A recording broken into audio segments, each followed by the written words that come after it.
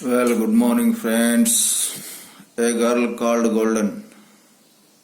David Betson ಅವರು ಬರೆದಿರತಕ್ಕಂತಹ ಈ ಒಂದು ಪೋಯಮು. ಮೊದಲಿಗೆ ಡೇವಿಡ್ ಬೆಟ್ಸನ್ ಅವರ ಬಗ್ಗೆ ಸ್ವಲ್ಪ ನೋಡೋಣ. ಅವರು ಕವಿ ಪರಿಚಯದಲ್ಲಿ ಸ್ವಲ್ಪ ಏನಿದೆ ನೋಡೋಣ.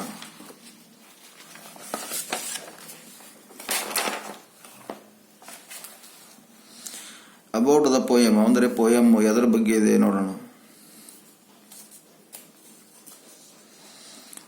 The ode, a poem in a praise of, is written on Betty Cuthbert, by name Elizabeth Cuthbert, who was an Australian athlete.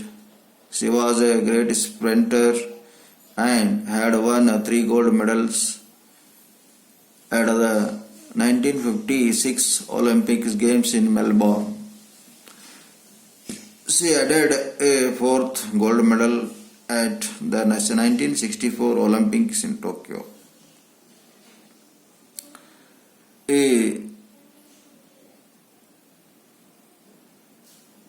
Poem ಅನ್ನ return on Betty Cuthbert, by name Elizabeth Cuthbert, who was an Australian athletics. ಈ ಪೋಯಮು ಬೆಟ್ಟಿ ಕತ್ಬರ್ಟ್ ಅಥವಾ ಅವರಿಗೆ ಬೇರೆ ಹೆಸರು ನಿಂದ ಕರೆಯೋದಾದರೆ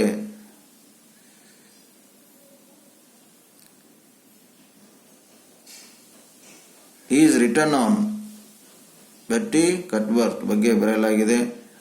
By name Elizabeth Cuthbert, who was an Australian athlete. ಈ ಪೋಯಮು a poem in a praise of, ಆ ಒಂದು ಖುಷಿ ಸಂತೋಷಕ್ಕೋಸ್ಕರ ಬರೆದಿರತಕ್ಕಂತಹ the ode is written on Betty Cuthbert. Betty Cuthbert ಅಂತ athletics, by name Elizabeth Cuthbert, who was an Australian athlete. Athlete ಅಂದರೆ ಈಗ running ಅದನ್ನು ಓಡ್ತಾರಲ್ಲ, Olympics games ನೋಡಿರಲ್ಲ, ಆ ಇಂಡಿವಿಜುವಲ್ಗಳನ್ನು participate ಮಾಡಿ ಆ ಒಂದು ಇವೆಂಟ್ನಲ್ಲಿ ಗೆಲ್ಲುವವರಿಗೆ ಆ ಒಂದು ಅಥ್ಲೇಟ್ ಅಂತ ಕರೀತಾರೆ. She was A great sprinter. Sprinter ಅಂದರೆ ಶಾರ್ಟ್ ಆಗಿ ಇರಬೇಕಂತಹ ರನ್ನಿಂಗ್ ಓಡೋರಿಗೆ ಸ್ಪ್ರಿಂಟರ್ ಅಂತ ಕರೀತಾರೆ. ಈಗ 100 ಮೀಟರು, 200 ಮೀಟರು, 300, 400 ಮೀಟರ್ ಏನು ರನ್ನಿಂಗ್ ಇರ್ತದಲ್ಲ, ಅದಕ್ಕೆ ಸ್ಪ್ರಿಂಟರ್ ಅಂತ ಕರೀತಾರೆ. ನೋಡ್ತೀವಿ ಒಲಿಂಪಿಕ್ಸ್ ನಲ್ಲಿ 100 ಮೀಟರ್ ರನ್ನಿಂಗು, 200 ಮೀಟರ್ ರನ್ನಿಂಗು, 1500 ಇವೆಲ್ಲ ಸ್ಪ್ರಿಂಟರ್ ಅಂದರೆ ವೇಗವಾಗಿ ಓಡೋಕಂತ ಇವೆಂಟ್ ಆಗಿರ್ತವೆ. ಆ ಒಂದು ಅಥ್ಲೆಟಿಕ್ಸ್ ಆಗಿದ್ರಂತೆ Elizabeth Cuthbert, who was an Australian athlete. Elizabeth Cuthbert ಅವರು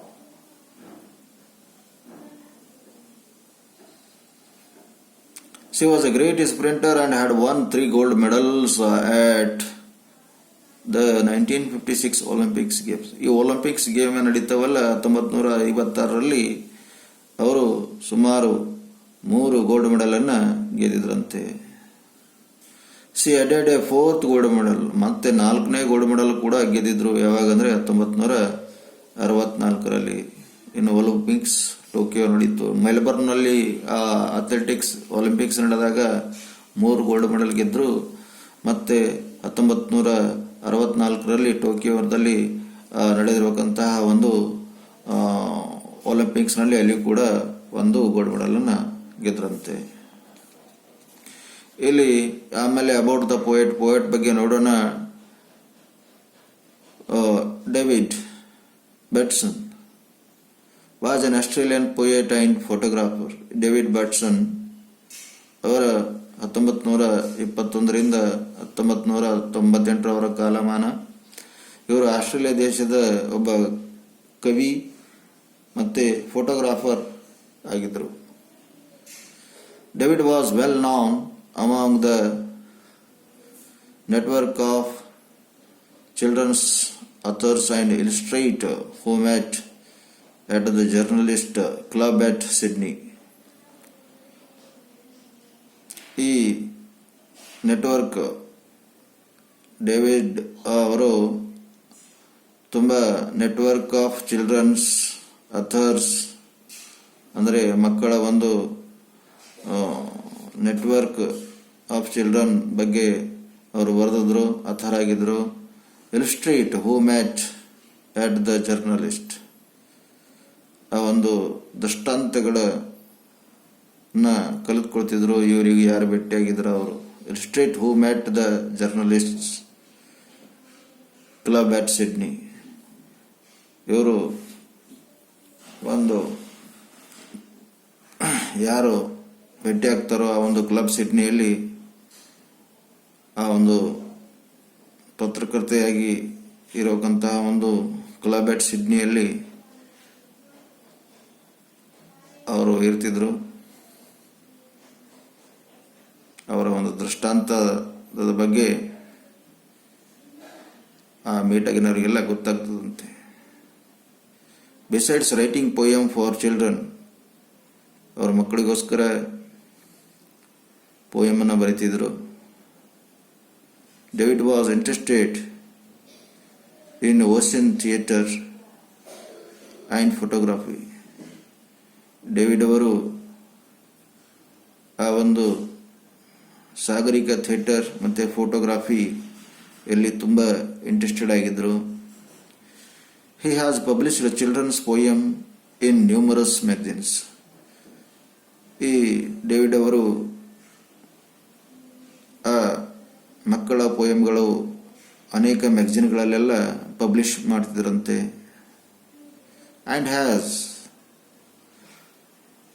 ಆಂಥಾಲಜೀಸ್ ಆಫ್ ಹಿಸ್ ಓನ್, ಮತ್ತು ಅವರು ಬರೆದಿರೋಕ್ಕಂತಹ ಆ ಒಂದು ಪೋಯಮ್ಗಳ ಅನೇಕ ಸಂಗ್ರಹ ಅಥವಾ ಸಂಕಲನ ಅವರಲ್ಲಿ ಇವೆ ಅಂತ ಹೇಳಲಾಗಿದೆ. ಇವಾಗ ಬೆಟ್ಟಿ ಕಟ್ಬರ್ತ್ ಅಥವಾ ಎಲಿಜಬೆತ್ ಕಟ್ಬರ್ತ್ ಬಗ್ಗೆ ಏನು ಅಥ್ಲೆಟಿಕ್ಸ್ ಆಗಿದ್ರಲ್ಲ ಅವ್ರ ಬಗ್ಗೆ ನೋಡೋಣ. ಅಲ್ಲಿ ಆ ಪೋಯಮ್ನಲ್ಲಿ ಅಥರ್ ಡೇವಿಡ್ ಬೆಟ್ಸನ್ ಅವರು ಏನು ಹೇಳ್ತಿದ್ದಾರೆ ಆ ಒಂದು ಎಲಿಜಬೆತ್ ಕಟ್ಬರ್ತ್ ಬಗ್ಗೆ ನೋಡೋಣ.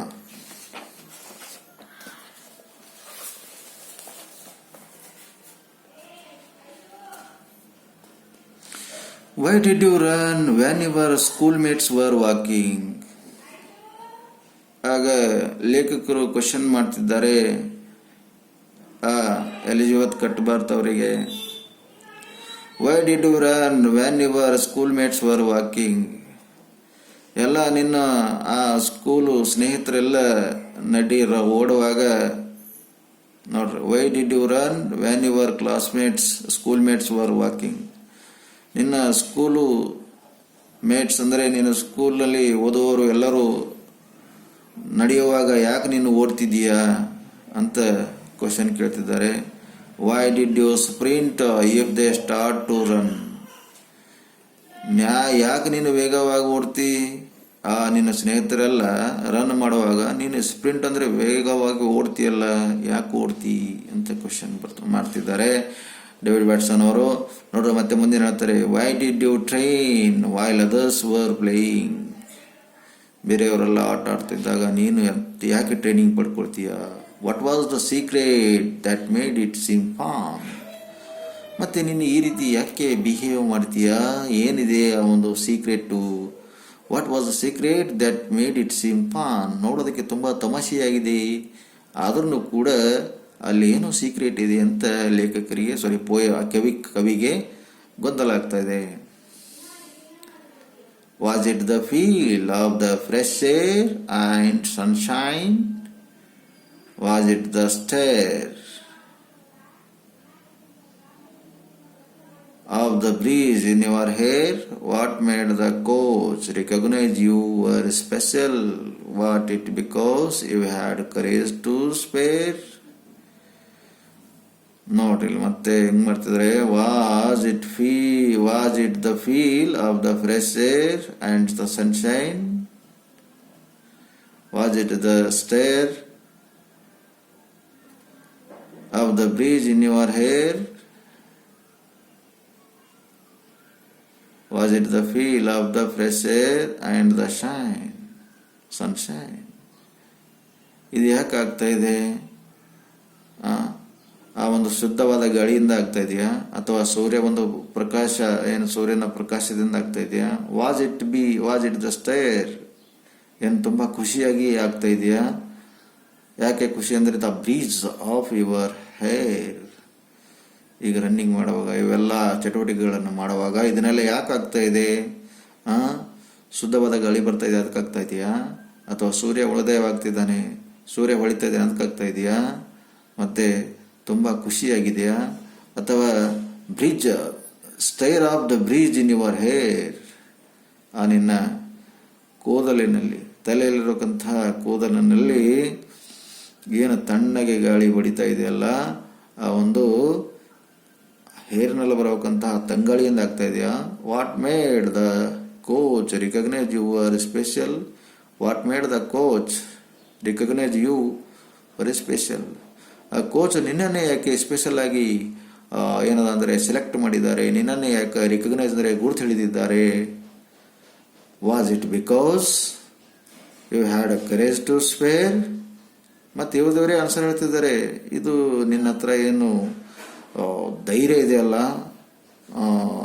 ಸಮಯ, ಆ ಒಂದು ಪರಿಪಾಲನೆ, ಡೆಡಿಕೇಶನ್ ಇದೆಯಲ್ಲ, ಆ ಒಂದು ಸ್ಪೆಷಾಲಿಟಿಗೋಸ್ಕರ ನಿನಗೆ ಆ ಒಂದು ಕೋಚ್ ತುಂಬ ಇಷ್ಟಪಡ್ತಾರೆ, ನಿನಗೆ ಒಲವು ಮಾಡ್ತಾರಲ್ಲ ಅಂತ ಇಲ್ಲಿ ಡೇವಿಡ್ ವ್ಯಾಟ್ಸನ್ ಅವರು ಆ ಒಂದು ಎಲಿಜಬೆತ್ ಕಟ್ವುಡ್ ಅವ್ರ ಬಗ್ಗೆ ವರ್ಣನೆ ಮಾಡ್ತಿದ್ದಾರೆ.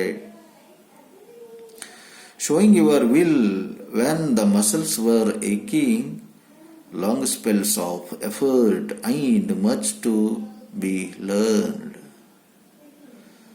heeding the words that some others rejected, knowing that winning could only be earned. Showing your will when the muscles were aching. ನೀನು ಆ ನಿನ್ನ ದೇಹದ ಮಾಂಸಖಂಡಗಳಿಗೆ ನೋವಾಗ್ತಿದ್ರು ಕೂಡ ನಿನ್ನ ಹತ್ರ ಒಂದು ಇಚ್ಛಾಶಕ್ತಿ ಇದೆ, ಅದಕ್ಕೋಸ್ಕರ ನೀನೇನು ನಿನಗೆ ತುಂಬ ಇಷ್ಟಪಡ್ತಾರ. ಲಾಂಗ್ ಸ್ಪೆಲ್ ಎಫಾರ್ಟ್ ಅಂದರೆ ನೀನು ಬಹಳಷ್ಟು ಹೊತ್ತು ಏನದಂದರೆ ಒಂದು ಪ್ರಯತ್ನವನ್ನು ಮಾಡ್ತೀಯಲ್ಲ. And much to be learned, heeding the words, ಮತ್ತು ನೀನು ಬಹಳಷ್ಟು ಕಲಿತ್ಕೊಂಡಿದೆಯಲ್ಲ, ಗಮನವನ್ನು ಕೊಟ್ಟು ಕೇಳ್ತಿದೆಯಲ್ಲ. And some others rejected, showing your will when muscles were aching. ಆ ನಿನ್ನ ಮಾಂಸಖಂಡಗಳು ನೋಯುತ್ತಿದ್ದರೂ ಕೂಡ ನಿನ್ನ ಒಂದು ಇಚ್ಛಾಶಕ್ತಿಯನ್ನು ತೋರಿಸಿ ನೀನೇನು ಮಾಡ್ತಿದೀಯಾ, ಆ ಒಂದು ಪ್ರಯತ್ನವನ್ನು ಮಾಡ್ತಿದ್ದೀಯಾ ಅಂತ ಹೇಳ್ತಿದ್ದಾರೆ. ಲಾಂಗ್ ಸ್ಪೆಲ್ಸ್ ಆಫ್ ಎಫರ್ಟ್, ಬಹಳ ಹೊತ್ತು ನೀನು ಆ ಒಂದು ಪ್ರಯತ್ನ ಮಾಡ್ತಿದ್ಯಾ. And much to be learned, ಮತ್ತೆ ಕಲಿಯೋದಕ್ಕೆ ಆಸಕ್ತಿಯನ್ನು ತೋರಿಸ್ತಿದ್ಯಾ. Heeding the words that some others rejected. ಈಗ ಕೋಚ್ ಹೇಳೋದನ್ನು ಕೆಲವು ಟ್ರೈನೀಸ್ಗಳು, ವಿದ್ಯಾರ್ಥಿಗಳು, ಸ್ಪೋರ್ಟ್ಸ್ ಮ್ಯಾನ್ಗಳು ಕೆಲವರು ನೋಡಿದ್ರೆ ನೆಗ್ಲೆಕ್ಟ್ ಮಾಡ್ತಾರೆ ಕೆಲವೊಂದ್ಸಲ. ಆದರೆ ನೀನು ಗಮನವನ್ನು ಕೊಟ್ಟು ಅವರ ಹೇಳಿರುವಂಥ ಮಾತುಗಳೆಲ್ಲ ಕೇಳಿಸ್ತಾ ಇದೀಯಾ, ಅದಕ್ಕೆ ನೀನು ಸ್ಪೆಷಲ್ ಆಗಿರ್ಬೋದು ಅಂತ ಇಲ್ಲಿ ಕವಿಯವರು ಕಲ್ಪನೆ ಮಾಡಿದೆ. Heeding the words that some others rejected. ನೀನೇನು ಗಮನ ಕೊಟ್ಟು ಆ ಕೋಚ್ ಹೇಳೋಕ್ಕಂಥ ಮಾತನ್ನು ಕೇಳ್ತಾ ಇದೆಯಲ್ಲ, ಅದು ತುಂಬ ಒಂದು ಎಕ್ಸೈಟಿಂಗ್ ಆಗಿದೆ. Knowing that the winning could only B earn. ಮತ್ತೇನು ವಿಚಾರ ಆಗ್ತಿದೆಯಾ, ಗೊತ್ತಿದೆ ನಿನಗೆ. Knowing that winning could only B earn, ನಿನಗೆ ಗೊತ್ತಿದೆ ಯಾವ ರೀತಿ ಜಯ ಗಳಿಸಬೇಕು ಎನ್ನುವುದು ನಿನಗೆ ಗೊತ್ತಿದೆ ಅಂತ ಇಲ್ಲಿ ಡೇವಿಡ್ ವ್ಯಾಟ್ಸನ್ ಅವರು ಆ ಒಂದು ಎಲಿಜಬೆತ್ ಕ್ಯಾಟ್ಬರ್ಟ್ ಅವರ ಬಗ್ಗೆ ವರ್ಣನೆ ಮಾಡ್ತಿದ್ದಾರೆ. Time slipped away then came the Olympics. ಹೀಗೆ ಇವರು ಒಂದು ಸತತ ಪ್ರಯತ್ನ, ಸತತ ಒಂದು ಏನು ಡೆಡಿಕೇಶನು, ಏನು ಟ್ರೈನಿಂಗ್ದಲ್ಲಿ ಆ ಒಂದು ಟ್ರೈನರ್ ಅಂದರೆ ಇವರ ಗುರುಗಳು ಹೇಳೋಕ್ಕಂಥ ಮಾತನ್ನು ಕೇಳಿ ಇವರ ಪ್ರಯತ್ನ ಇದನ್ನೆಲ್ಲ ಆಗ್ತಾ ಇತ್ತು. ಏನು ಮಾಡ್ತಿದ್ರು, ಎಲಿಜಬೆತ್ ಕ್ಯಾಟ್ಬರ್ಟ್ ಅವ್ರು ಏನು ಮಾಡ್ತಿದ್ರು, ಎಲ್ಲ ವಿದ್ಯಾರ್ಥಿಗಳು ನಡೆಯುವಾಗ ಇವರು ಓಡ್ತಿದ್ರು, ಅವ್ರು ಓಡುವಾಗ ಇವರು ಸ್ಪ್ರಿಂಟ್ ಮಾಡ್ತಿದ್ರು. ಹೀಗೆ ತಮ್ಮ ಸಮಯವನ್ನು ಎಲ್ಲಿ ವೇಸ್ಟ್ ಮಾಡಲಾರ್ದೇ ಅಂದರೆ ಇವರು ತಮ್ಮ ಒಂದು ಒಲಿಂಪಿಕ್ಸ್ ಬಗ್ಗೆ ಹೆಚ್ಚಿಗೆ ಗಮನವನ್ನು ಕೊಡ್ತಿದ್ರು. ಆಗ ಹೀಗೆ ಆ ದಿನಗಳು ಕಳೆದು 5 ವರ್ಷಕ್ಕೊಂದ್ಸಲ ಒಲಿಂಪಿಕ್ಸ್ ಬರ್ತದೆ, ನಿಮಗೆಲ್ಲ ಗೊತ್ತಿದೆ. ಒಲಿಂಪಿಕ್ಸ್ ಗೇಮ್ಸ್ ನೋಡ್ತೀವಿ, ಟೋಕಿಯೋನಲ್ಲಿ ನಡೀತದೆ, ಇಂಗ್ಲೆಂಡ್ನಲ್ಲಿ ನಡೀತದೆ, ಬೆಂಜಿಂಗ್ ಒಲಿಂಪಿಕ್ಸಲ್ಲಿ ನಡೀತದೆ, ಇವೆಲ್ಲ ನಡೀತಾವೆಲ್ಲ. ಸೊ ಹೀಗೆ ಸಮಯವನ್ನು ಕಳೆದು ಹೋಯಿತು. ಇವರೆಲ್ಲ ತುಂಬ ಚೆನ್ನಾಗಿ ಟ್ರೈನಿಂಗ್ ತಗೊಂಡಿದ್ರು, ಗುರುಗಳ ಹತ್ರ ಮಾರ್ಗದರ್ಶನ ತೆಗೆದುಕೊಂಡಾಗ ಮುಂದೇನಾಗ್ತದೆ ನೋಡಿ, ಏನು ಹೇಳ್ತಿದ್ದಾರೆ, time is slipped away then came the Olympics. ಹೀಗೆ ದಿನಗಳು ಕಳೆದ ಮೇಲೆ ಒಲಿಂಪಿಕ್ಸ್ ಗೇಮ್ಗಳು ಬಂದು, still in your teens but spurred on by the cheers. ನೀನು ಇನ್ನು ಚಿಕ್ಕವಳು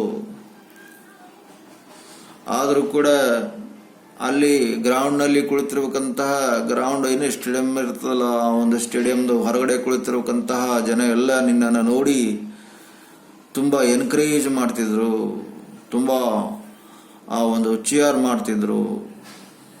ಗ್ಲೋರಿ ಎಟ್ ಲಾಸ್ಟ್, ನೀನು ಆ ಒಂದು ಅಥ್ಲೆಟಿಕ್ಸ್ನಲ್ಲಿ, ಆ ಒಂದು ರನ್ನಿಂಗ್ ಕಾಂಪಿಟಿಷನ್ನಲ್ಲಿ ಆಗಿರ್ಬೋದು, ನೀ ಪಾರ್ಟಿಸಿಪೇಟ್ ಮಾಡ್ತಿದ್ದಿಲ್ಲ ರನ್ನಿಂಗ್ ಓಡುವಾಗ, ಎಲ್ಲರೂ ನೋಡಿ ಎಷ್ಟು ಚಿಕ್ಕವಳು, ಇಷ್ಟೊಂದು ಏನು ರನ್ನಿಂಗ್ ಓಡ್ತಿದ್ದಾಳೆ ಅಂತ ತುಂಬ ಖುಷಿಯಿಂದ ಚಿಯರ್ ಮಾಡ್ತಿದ್ರು. ಅವ್ರ ಬಗ್ಗೆ ತುಂಬ ಖುಷಿ ಪಡ್ತಾ ಇದ್ರು, ಎನ್ಕರೇಜ್ ಮಾಡ್ತಾ ಇದ್ರು ಅಂತೆ ಇವರು ರನ್ನಿಂಗ್ ಓಡುವಾಗ. ಗ್ಲೋರಿ ಎಟ್ ಲಾಸ್ಟ್, ಕೊನೆಯದಾಗಿ ಇವರಿಗೆ ಒಂದು ಗೌರವ ಸನ್ಮಾನ ಸಿಗ್ತದೆ. ನೀವು ಕೂಡ ಯಾವುದೋ ಒಂದು ಕ್ಷೇತ್ರದಲ್ಲಿ ಸಾಧನೆ ಮಾಡಿದಾಗ ನಿಮಗೂ ಕೂಡ ಗೌರವ ಸನ್ಮಾನ ಸಿಗ್ತದೆ, ಎಲ್ಲರಿಗೂ ಸಿಗ್ತದೆ. ಅದಕ್ಕೆ ಇವರು ಕೂಡ ಒಂದು ಒಲಿಂಪಿಕ್ಸ್ನಲ್ಲಿ ಗೋಲ್ಡ್ ಮೆಡಲ್ ಗೆದ್ದಾಗ ಎಷ್ಟೊಂದು ಖುಷಿಯಾಗಿರ್ಬೋದು.